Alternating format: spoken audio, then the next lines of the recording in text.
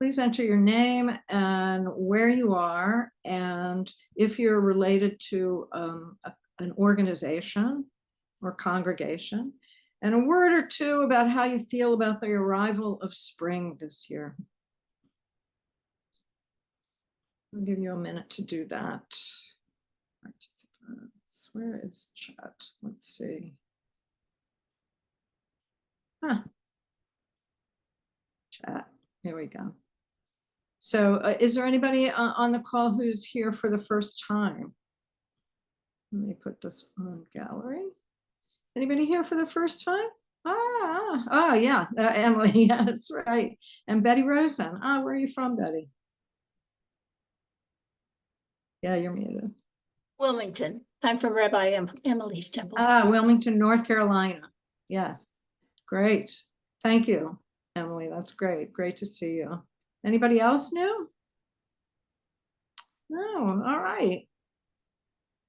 So we always, as you know, we always open our meeting with an inspiration.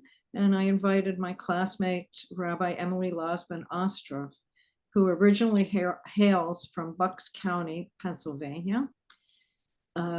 So those of you who are in our active group in Pennsylvania, give her a shout out. Hey. Rabbi Emily is now the spiritual leader of the Temple of Israel in Wilmington, North Carolina. And she worked for the Environmental Justice with the Power for Purpose campaign at the Religious Action Center of the Reform Movement, and also serves on the Union of Reform Judaism Commission for Social Action. So thank you, my friend, for joining us this evening to open our meeting. It is my honor. As I said, I will do anything or just about anything for Rabbi Devorah. We've been friends. It's hard to believe, for over 20 years. Yeah, there you go. Over 20 years? I know, which is incredible because I'm 29 and you're only a couple years older. So that's right. Well, I'd like to start with a blessing, if that's okay. So I'm going to go ahead and share my screen. And let me just make sure this is okay. Here we go. 1 second.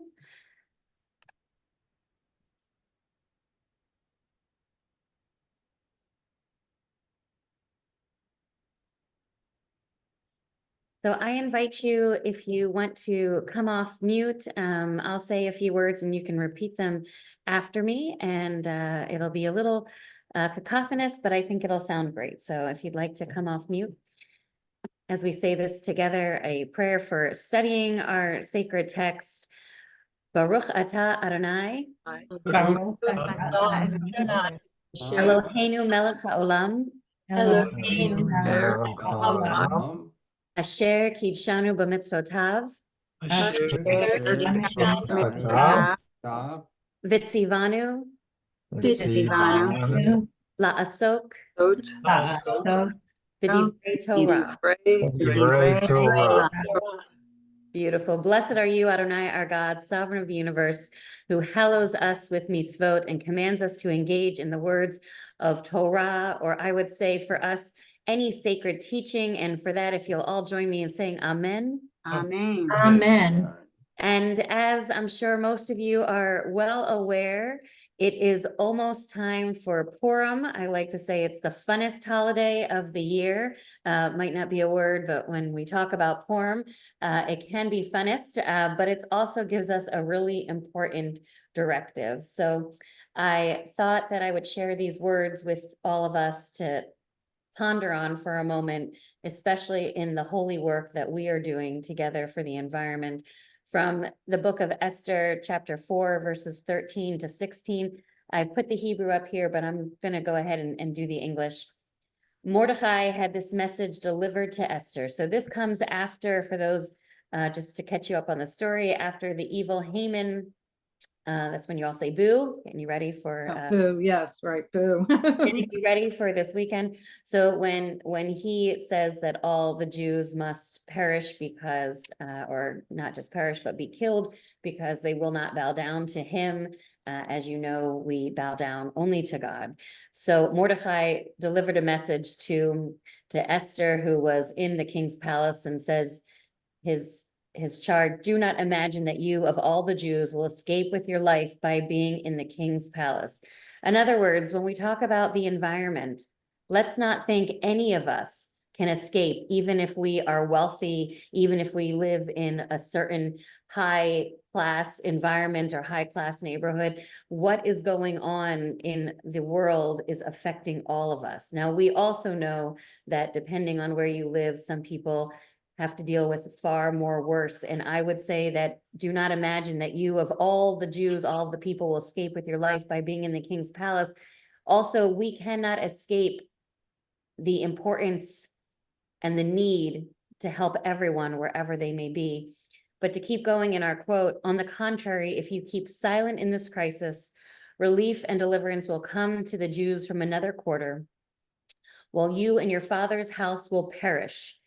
And who knows, perhaps you have attained to royal position for just such a crisis. I want to acknowledge and honor each and every one of us who are here today. Perhaps we are here being aware of what is going on, opening our minds and our hearts to action because we know something needs to be done. Maybe each of us are in the position in which we are, no matter how much power we may think we have or don't have, we can do something because we know that this is a crisis. Not to sound alarmist, but we're all here because we know it's a crisis. And while our sacred text may be talking about a different crisis, one that may also at times feel very relevant, we know about the crisis that we're living in. So I want to go with just the final two quotes in this section. Then Esther sent back this answer to Mordecai. Go assemble all the Jews who live in Shushan and fast in my behalf. Do not eat or drink for 3 days, night or day. I and my maidens will observe the same fast. Then I shall go to the king, though it is contrary to the law. And if I am to perish, I shall perish. Now, I'm not asking or suggesting that any of us do anything crazy and get ourselves arrested or do something far against the law, but I think these are holy words that remind us that we cannot just sit back, that we must take action and we must do something. Even at our own risk for ourselves, we know that there is a greater cause out there. And I just hope that these sacred words that we say at Purim when we're dressed in costume, and sometimes these words get lost between all the booze of Haman and maybe a little bit too much drinking or too much merrymaking, and we forget exactly how important these words are. So I hope that each of us will feel empowered as Esther was, even though she had to be reminded by somebody else that she can make a difference, that each of us can make a difference. And maybe it is that we are in the role we're in, no matter how minor or significant, because we can make that difference. And it is up to us to try. So with that, I'd like to offer one more blessing before I turn it back over. And again, it's been an honor to be with everyone here. Just want to join in saying the blessing for the opportunity to fix the world, because we can all be like Esther, like Mordecai, like everyone who has ever stood up to the challenge to make a difference. So once again, I'll invite you to repeat 3 words or so after me so we can all say it together if you'd like to come off mute. Baruch atah Adonai, Baruch atah Adonai, Eloheinu melech haolam, Eloheinu melech Haolam, shenatan lanu, natan lanu, hizdamnut, hizdamnut, litakein, litakein, et haolam. et haolam. Blessed are you, Adonai, our God, ruler of the universe, for giving us the opportunity to mend the world. And for that, let us say, Amen. Amen. And Rabbi Devorah, I also just had in here the Shehechianu, because I am one of those rabbis who never misses an opportunity to say a Shehechianu and feel like we can say one every day. So I just want to thank everyone for allowing me to be with all of you, and the power of us coming together. And as you said beautifully on this eve of the spring, Baruch atah Adonai Eloheinu melech haolam shechianu v'kiyamanu v'higianu lazman hazeh. Blessed are you, Adonai. our God, sovereign of all, who's kept us alive, sustained us, and brought us this time, brought us to this season as we embark upon spring and embark upon making a difference together. And let us all say, Amen. Amen. thank you so much. Thank you, Emily. That was beautiful. And, you know, I love those two first prayers. They intertwine each other as they say, the study of Torah leads to action, Amen. right? So Amen. hopefully our study of Torah has inspires us to act and pursue justice. Thank you so much, Emily. It's really good to see you. Now I would like Mirala will like to offer a few words of tribute to the godmother of Jewish environmentalism, Shalom, Rabbi Ellen Bernstein. Mirala. I'll just briefly say that Rabbi Ellen Bernstein was a personal inspiration to me in this work. She was the founder of the first Jewish environmental organization, Shomrei Adama. And some of you may know her for the Haggadah, the Passover Haggadah that she wrote just a few years ago. I think it's called Haggadah of the Earth, which if you don't know it, you should definitely find it. One of my very favorite books of hers is called The Splendor of Creation, and it's an environmental meditation on the story of creation, and I highly recommend that one. And just before she died, her newest book came out, which is a translation and commentary on the Song of Songs, Shir HaShirim. And here's a little quote from her, from that book. Reading the Song of Songs, I could feel the spring well up in my blood, very appropriate for today. I longed to get up and run away with her. Whatever divinity I knew seemed to be bound up in this bodily experience of spring, of color, smell, and sound, of this torrent of energy and this romance with the earth. That the Song of Songs could articulate something I didn't have language for, that words from my own tradition could be meaningful, comforted and delighted me. One of the things I learned about Ellen recently is that she started, one of her very first jobs was as a river guide in the Grand Canyon. And I just love to think of her traversing the Grand Canyon and thinking about the Song of Songs or reciting the Song of Songs. Zichrona livracha. Amen. Thank you so much, Mirala, for that beautiful tribute to a giant in all that we do, a role model in all that we do. So welcome to people who came in a little bit later. Is there anybody who came in late who's it's your first time? I see some familiar faces. Anybody else who came in a little late? No? Well, good. It's good to see you all again. And tonight, our speaker tonight will deepen our engagement with this month's action alert on power plant regulations at the EPA.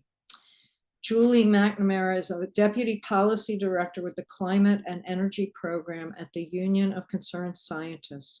Her research focuses on policies and measures that facilitate a rapid, sustained, and broadly beneficial transition of our nation's energy system. This includes assessing energy, environmental, and public health policies at the state and federal levels, analyzing the resilience of the electricity system, and researching the potential implications of emerging technologies. That's a big portfolio. Julie's zooming to us from Cambridge, Massachusetts, and we have a vibrant group of activists there as well. So we welcome you, Julie, to our briefing tonight. And thank you very much for taking the time out of your busy schedule. Well, thanks so much for having me. It's a treat to be here. I do have some slides, but I mostly will say I'm going to dare to take us just a quick gallop through the weeds. You can ask a question at any time, but then we'll come back up and get back to the big picture. But I think there is, unfortunately, a little bit that's helpful to know that gets more complicated here. Can you see the slideshow? Is that right? It's coming through? Great. So tonight we're just going to talk a little bit, right? I know that this month's focus for you all is the EPA power plant carbon standards. So helping to provide some context on why these carbon standards are so important, what they bring to the table in our broader climate action and clean energy transition. You all are here. I get the sense that you have a very good understanding of what the overall clean energy transition looks like, which means you know that the fundamental, the core solutions to this climate challenge is building out renewable resources, relying on additional supporting infrastructure like batteries and energy storage and a broader transmission grid, and then electrifying all those things that run on fossil fuels today that can run on clean electricity instead, like our vehicles, like our homes, all of these different things. This is the core path to that clean energy transition.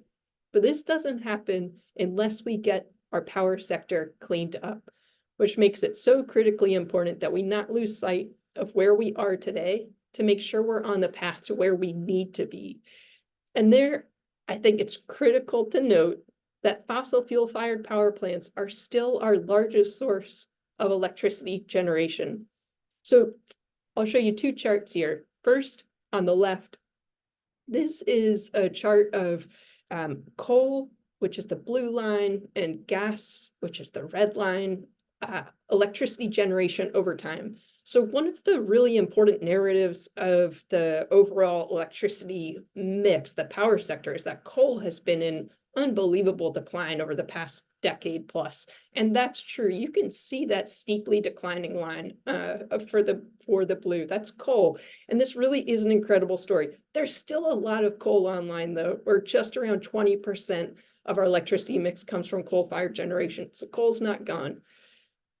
Also, equally compelling is this red line going up. This is gas-fired generation. So these are gas plants. As coal has come offline, yes, renewables are coming online in a major way, but so is gas. And we can't look away because we have this second chart here too. So these are the carbon emissions from coal on the bottom and gas on top.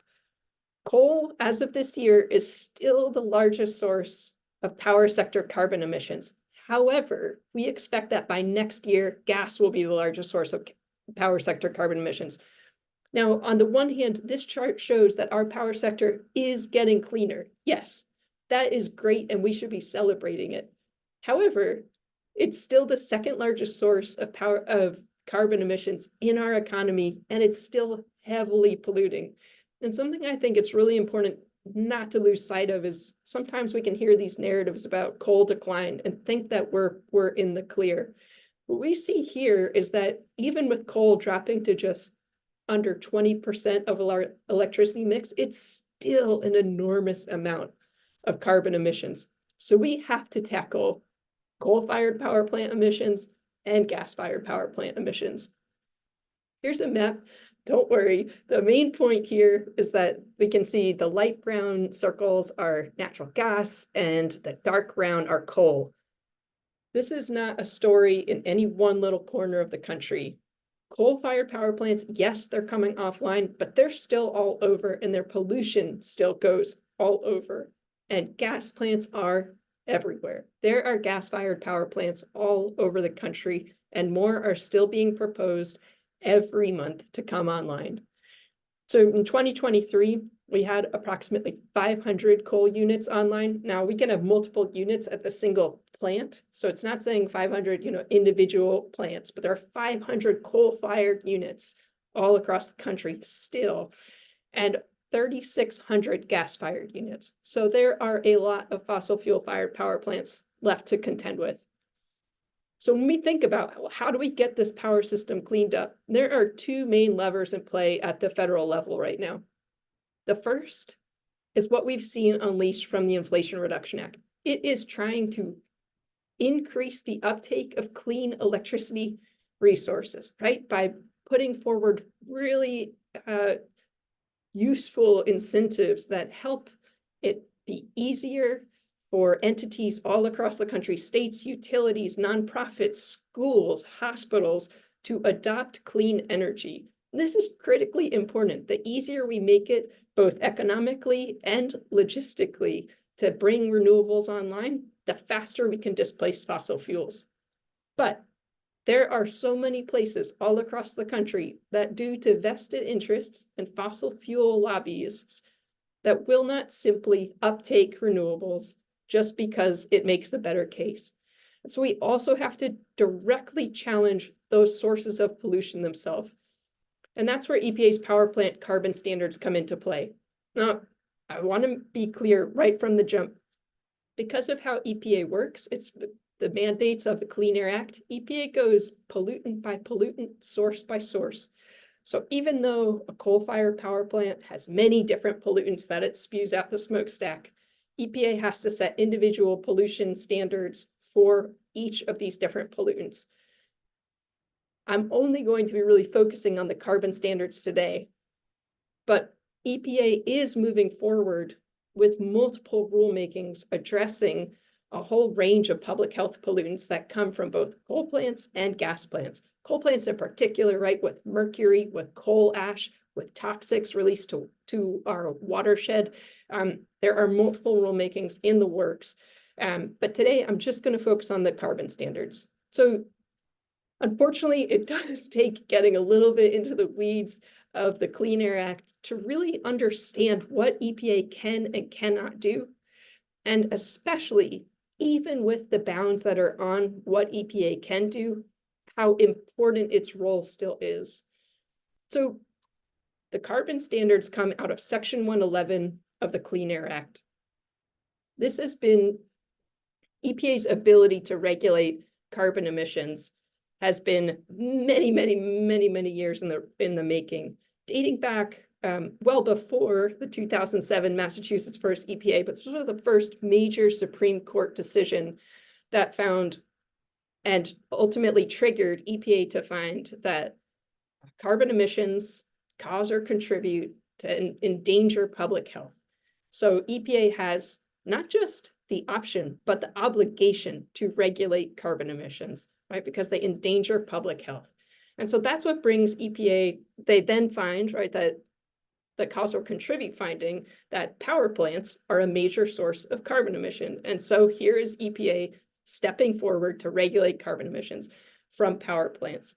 Now, the specifics of the Clean Air Act here mean that Section 111B for new sources of pollution and 111D for existing sources of pollution have some slightly different implications, and I'll get into that.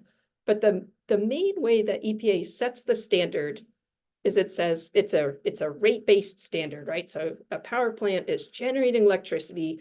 What is the rate of carbon pollution coming out of the smokestack for each unit of electricity that's generated? EPA's role is to look at the, quote, best system of emission reduction. And so what is a technology that can be applied to these various sources of pollution to lower the carbon emissions that are coming out? Now, I'll get a little bit more into what can be included here, but something that's really important to note, and you may have heard about, was the West Virginia versus EPA decision, which was a Supreme Court decision in 2022 that directly addressed EPA's ability to regulate carbon emissions from power plants. Now, this was actually related to the Clean Power Plan, which was first brought up during the Obama administration. It was stayed by the Supreme Court before it ever went into effect. The Trump administration then put forward its own rulemaking, which was thrown out by the DC Circuit for being a fundamental misreading of the Clean Air Act. But that Clean Power Plan court challenge was always there in the background. And quite surprisingly, the Supreme Court took that case up. And that's what we got with West Virginia versus EPA. And there are two main things to know about this decision. The first is that the court did not question EPA's authority or ability to regulate carbon emissions from power plants. What they did do is they constrained how EPA could go about doing it. Specifically, they said the way that EPA had done it by looking at generation shifting. So like you can lower the emissions from a coal-fired power plant by using energy efficiency or building out more renewables instead. They said that went beyond the scope of EPA's authority in the Clean Air Act, And so the EPA could not regulate in that manner. In so doing, the Supreme Court for the first time invoked the so-called major questions doctrine, where they said for issues of vast economic or political significance, if the statute is not clearly spelled out about how EPA can act, then the agency, the Supreme Court, effectively can step in as policymaker. I go into this detail because so many of our public health and environmental regulations were specifically designed to be flexible and able to adapt over time, right? As we learn more about the best available science, as we have more technologies and new technologies being brought to bear, so that our rules can be updated over time. This invocation of the major questions doctrine was a very chilling effect on our regulatory approach. Still, the final takeaway as EPA went into this newest round of putting forward carbon standards was understanding that while the Supreme Court did not explicitly say that anything outside the fence line of a power plant was off the table, the clearest, strongest, most legally tenable route would be to only look at those things that could be done at or to a power plant. When we're talking about coal and gas plants, that leaves a pretty limited bundle of options, including things like carbon capture or co-firing a cleaner fuel, such as hydrogen, so that the emissions rate at the smokestack is lower. The reason why we still move forward with supporting and thinking that this is a really valuable tool, even though we fundamentally do not believe that carbon capture is the right approach in the power sector for delivering a clean energy transition, it's because the final thing that's important to know about Section 111 of the Clean Air Act is that how it gets implemented is very different for new sources and existing sources. So for new power plants, right, somebody is going to go out and build a new gas-fired power plants. EPA has set the standard based on the pollution controls it determines, right, can achieve the best level of emission reduction. But for existing sources, EPA sets the standards in the same way, but then states go about achieving that emission reduction, and states are not so similarly constrained. States can say, we have to achieve this amount of emission reduction from the power plant, but we could go about it in other ways. Instead of, say, applying carbon capture at the gas plant, we could build out renewable energy and run that gas plant less instead. And in so doing, you're getting those same level of emission reduction, but you're not using the same tools that, like, EPA has this limited toolbox, but states can go a much different route. And this is why this rulemaking is so valuable. It's because not only are we holding coal and gas-fired power plants to account for their ongoing carbon pollution, something that EPA has to do, but we're also unlocking a situation where states and regulators, as their policymakers and utility regulators and utilities, are going and assessing, what the pollution requirements are for these coal and gas plants, and saying, well, what is the best approach for delivering these pollution reductions? And when you then bring all of these other pollution requirements, right, for public health pollutants of concern, for air, for water, for land, alongside these carbon regulations, it is very hard in a head-to-head face-up to say going forward with coal or gas-fired power plants makes sense compared to renewables. Renewables will continue to win the day. That's what makes this really important. I'm now just going to give a brief summary of what EPA proposed and where we think this needs to go next. And I think that will open the door to, or set the stage for the conversation of the action alert you all are working on today. So first, this can be broken out into existing coal-fired power plants, new gas-fired power plants, and existing gas-fired power plants. Right, because as I said, EPA has to look at things a little bit differently for new plants and existing plants. All those charts I showed at the start, those are all existing, right? Those are the coal plants, the gas plants we already have online. So first, what are they saying about existing coal-fired power plants? So this is really interesting. Coal plants are going offline. They're retiring. Well, what I was getting at the front was they're just not retiring fast enough, right? They're still giving an enormous amount of pollution today. And while there are many that have committed to retire, they're not out until the late 2030s into the 2040s. So there's an end date, but there's still so much pollution that can come between this time. So what EPA said was that for any coal-fired power plant that intends to operate in 2040 onwards, you have to install carbon capture starting in 2030. If, however, a coal plant instead commits to retire before that date, we'll either excuse you entirely from compliance obligations if they're retiring early enough, or have some limited compliance requirements that don't result in the same level of emission reduction, but they either say you can't run as much, you can only say run 20% of the hours of the year, but you can stay online as long as you will retire by a certain date.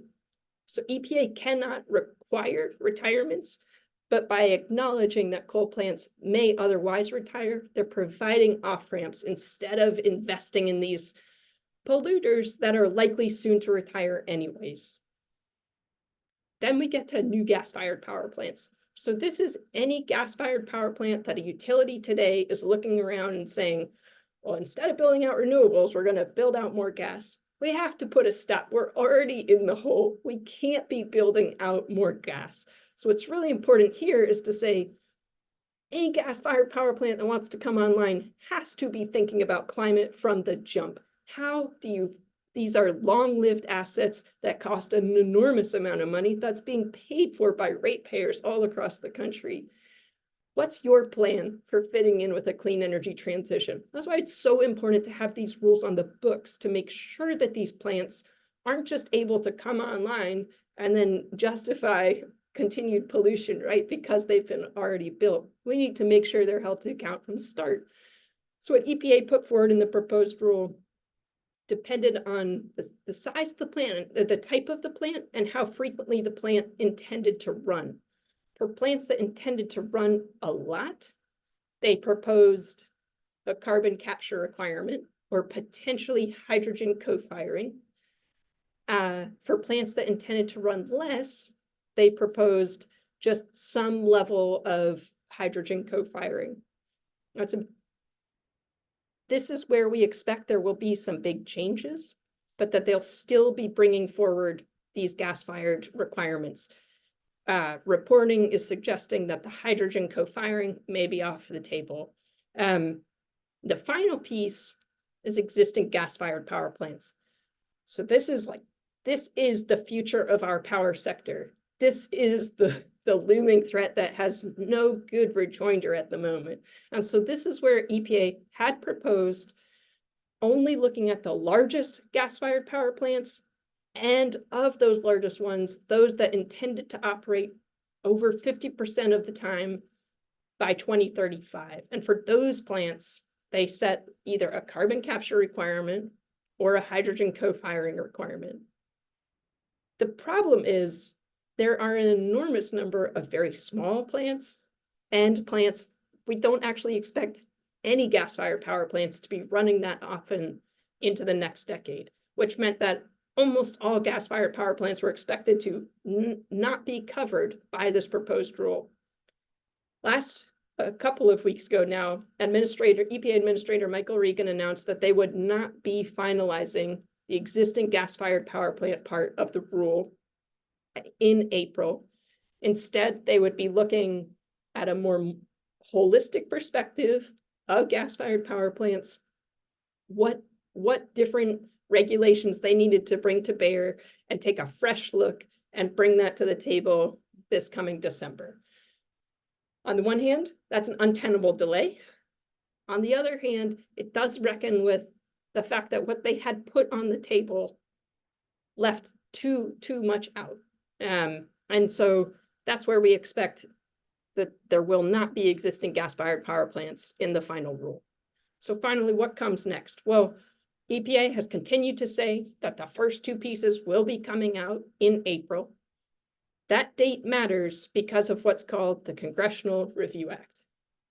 When there is a change in administration, Congress is able to look back 60 working days, which, because of the vagaries of the congressional calendar, can actually mean months and months and months and months. And by a much lower vote, knock out rules that have been passed, and then they're fully out. Now, if the Biden administration has a second term, even if a rule was subjected to the Congressional Review Act, it would likely not be affected. But if there's a change in administration, then we could expect more changes here. So Julie, that sounds like a giant risk to call back this existing gas-fired power plant rule, right? It is, and I appreciate you flagging that. So it's also And important to particularly, I mean, December's so late. yeah, so December is late. And I can stop sharing here because this next part is all about just the one, what we should be asking for and what we Yes, need to that's see. what we need to, yeah. So the Let's- first piece is this timeline. There's the timeline within the rule, and then there's like the timeline of how the rule gets made. EPA has to finalize these pieces in this coming month, right? By the end of April, they need to put this rule forward. For the remaining pieces, EPA needs to be putting forward a strong plan that, yes, if there's a change in administration, we know that this won't be going anywhere. But they have to be one very important part of this rulemaking, even if it does not get entered into place, is that it forces utilities to take a look at their fossil fuel fired power plants and say, how will you fit in this clean energy transition moving forward? And even if these rules aren't all finalized, that process is already underway. That's a really important component of this rulemaking. Another thing, we get to the state level and start saying to utilities, you know, you have to show your cards. What's your plan moving forward? Yeah. And so Yeah. as you get to this, this action alert and writing to EPA, one priority is getting this done. Yes. The second priority should be making sure that as many plants that can be covered are covered, because we can't have loopholes that let some plants, we just shift pollution from one to another. That's not good enough, right? We need to get rid of the pollution entirely. Okay. We also need to make sure that our timelines for compliance are fast enough that we're actually affecting change, as opposed to just putting compliance timelines so far out into the future that they would have happened anyways. So Judy Burlfine, you taking notes on those two points for our action alert. Let's see if we have a couple questions.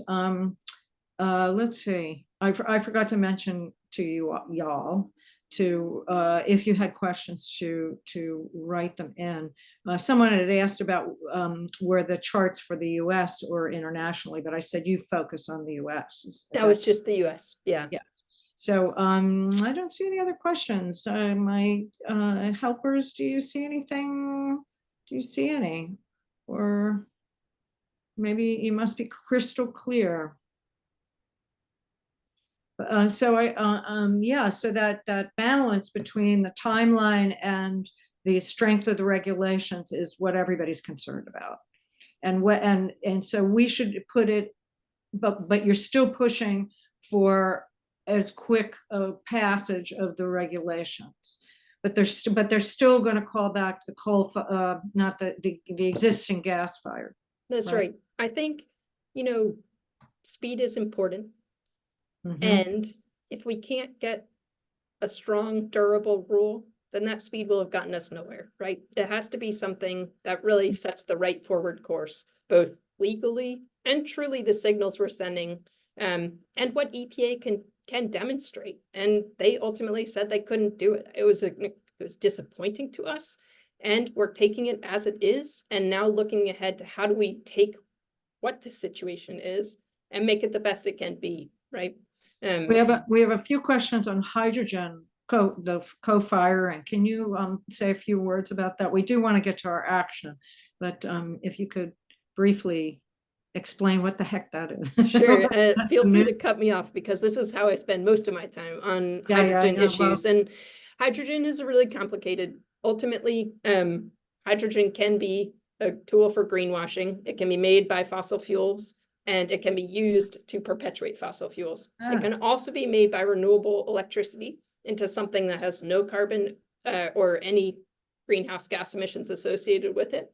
And if it's carefully used, it doesn't generate any public health pollutants either. But because it's so energy intensive, making hydrogen, even from renewables, if we're not careful, can actually divert renewables from directly displacing fossil fuels instead to make hydrogen, which is much less efficient. So from our perspective, there is a role for hydrogen in the clean energy transition, but it's very targeted, and widespread co-firing in gas plants is not it. We should be using that renewable to directly decrease the generation from gas plants instead.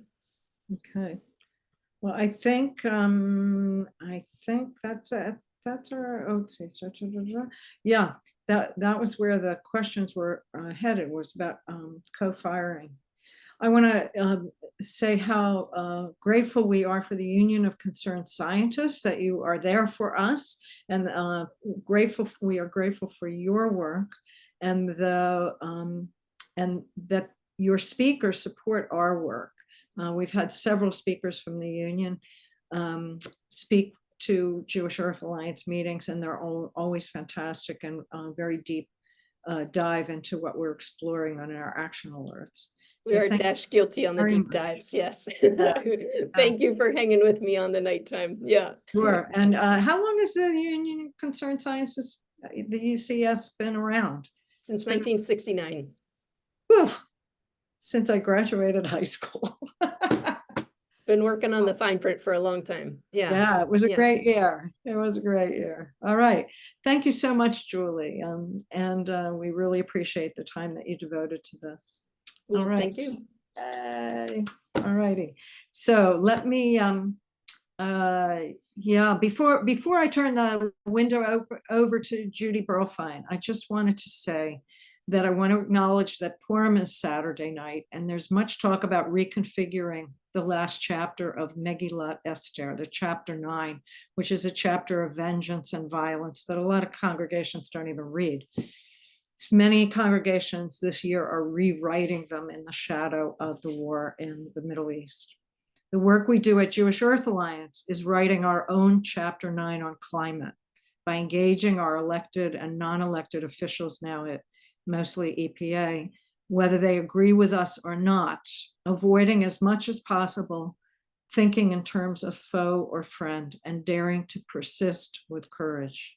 So I want to commend all of you and all our friends and partners in this sacred work for your unwavering chutzpah and devotion. So as is our custom now, Judy Burlfine will provide her leadership in acting on the EPA action alert tonight. So you can get a start and maybe a finish on those comments. Judy, you take over. Okay, well, thank you. We are now going to move forward to write an email to the EPA Administrator Regan. And Amy, if you can share my slides, we'll go through it. Oops. I'm just seeing something that says Zoom. Oh, here we go. Okay. Thank you very much. And I have to say, Julie, that I don't know if you're still here or not, is very interesting. I tried to simplify this as much as possible, but as we all learned, it's all complex. So this is a little bit of a review of what we just heard. You can go back to the first slide, Amy. And to remind us why we care about power plant emissions, and then in the next slide, everyone can write their email. but the power plants contribute about a quarter of US global warming pollution.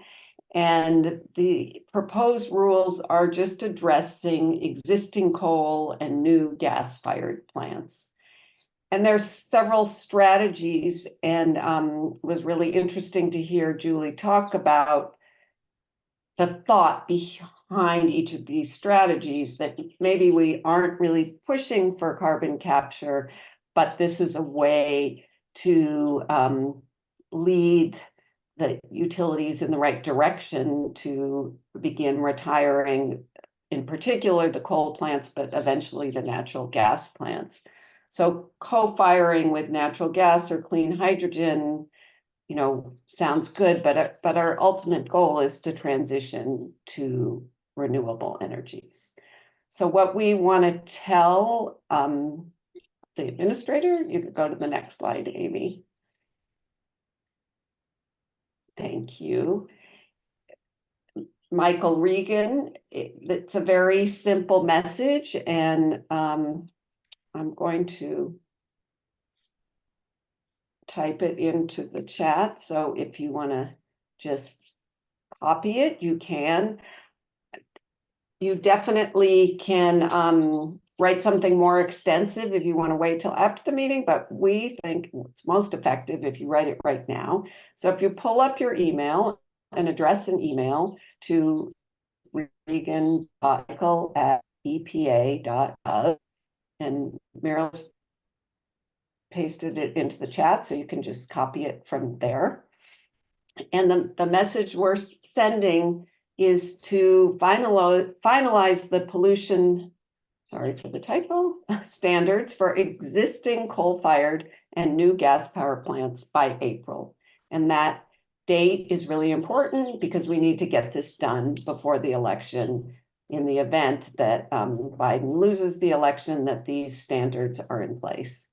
And we also are asking for them to move quickly to regulate existing gas plants as well. We just heard that that's not going to happen until December, but if we can only do part of this, we need to finalize the standards for the existing coal-fired and new gas power plants.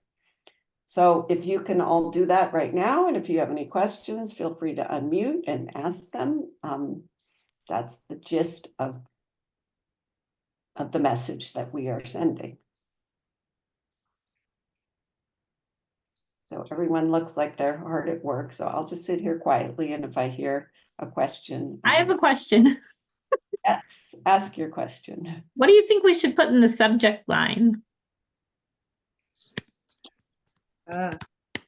Is Julie still on? I'm putting regulate existing gas plants by April. I think that's existing, well, it's actually existing coal. Why don't you say Regulate power plants. How about that? How about yeah, just regulate power plants? Because it's existing coal and new gas. Good question.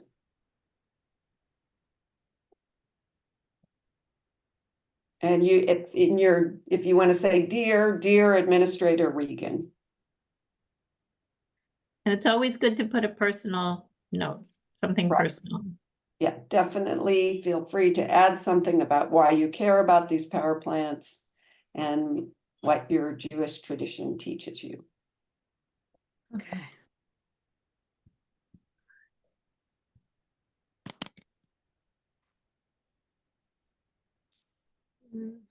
Move quickly to regular.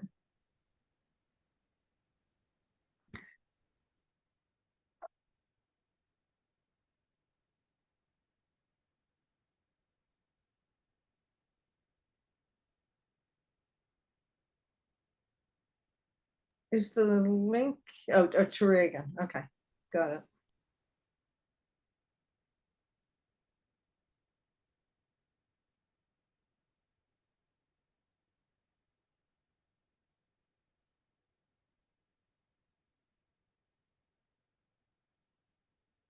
And once you've sent your email, put something in the chat so we know you've done it, and so we can feel the satisfaction of all of us working together. Thank you, Julie.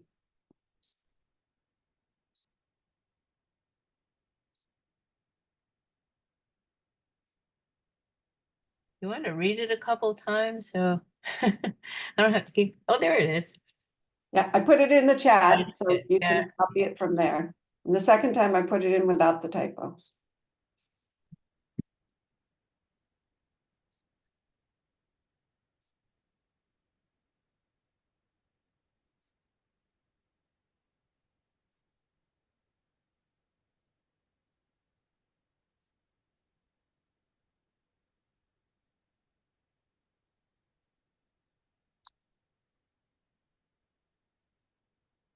Thank you, Louise.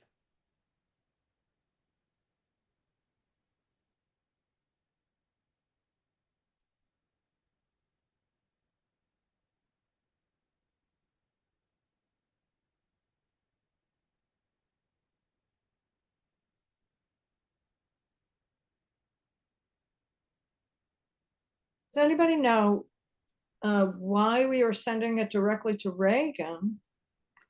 As opposed to, there isn't a comment period on this? No, there is not. Right now, there is not. That's why we're sending it to Administrator Reagan. Right, okay.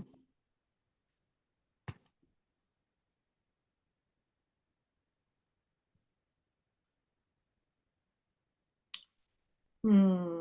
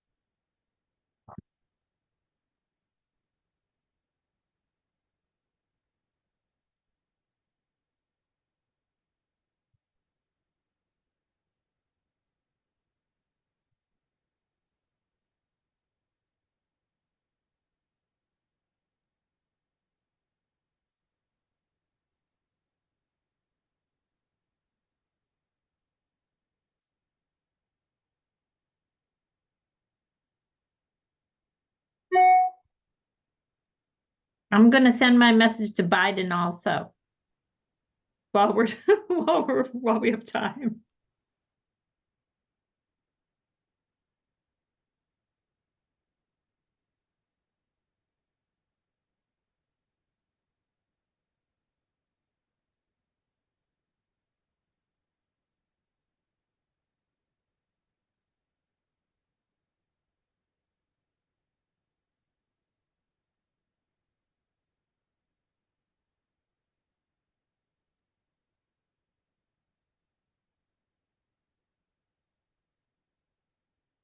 Okay, how are we doing?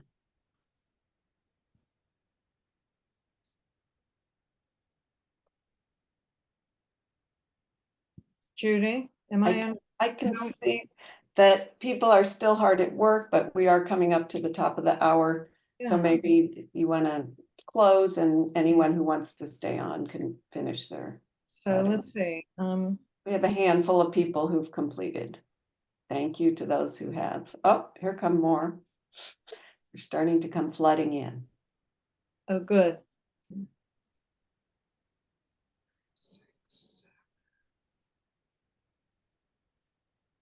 Yeah, we're getting close to a million. I think we're about a million.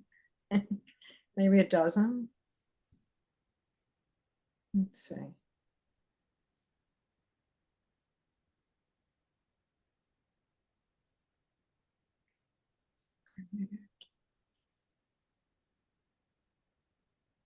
Okay.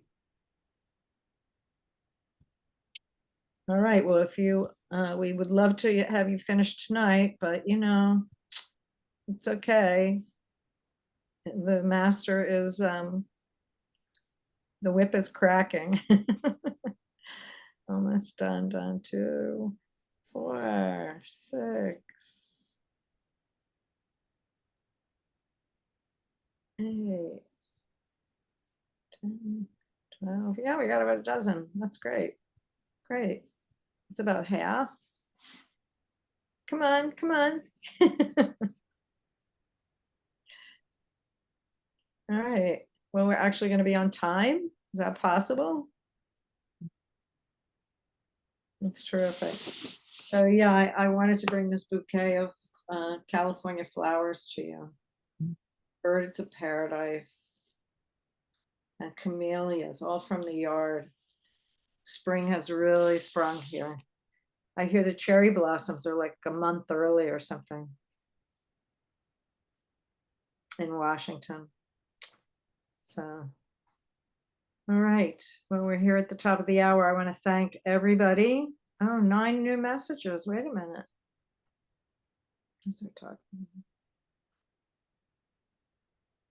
Oh, that's from Maryland. Yes, it's true. They love hearing from us. They want to hear from their real constituents, not the oil companies. So please don't think that your work is insignificant. It is very significant. All righty. So quorum is here. It's a very unusual year, but as Rabbi Emily said, we were born to be at this time, and we have work to do. So tzedek, tzedek, tirdov, justice, justice may you pursue. And thank you so much for taking the time, everyone, our speakers, Julie McNamara and Emily Losben-Ostrov, and Mirala on your dedication, and Judy on your work on the action, and Amy on tech, and all my other steering committee members who put in so much devotion. So thank you, and spread, and as Mirala says, spread this to your communities. Invite somebody next time. We have a lot of regulars, so I challenge you for the pre-Pesach meeting. Please invite somebody to come. All right, so may you have a blessed night of sleep and dreams for a better tomorrow. And good night to you all. Thank you all for coming. Bye, Emily.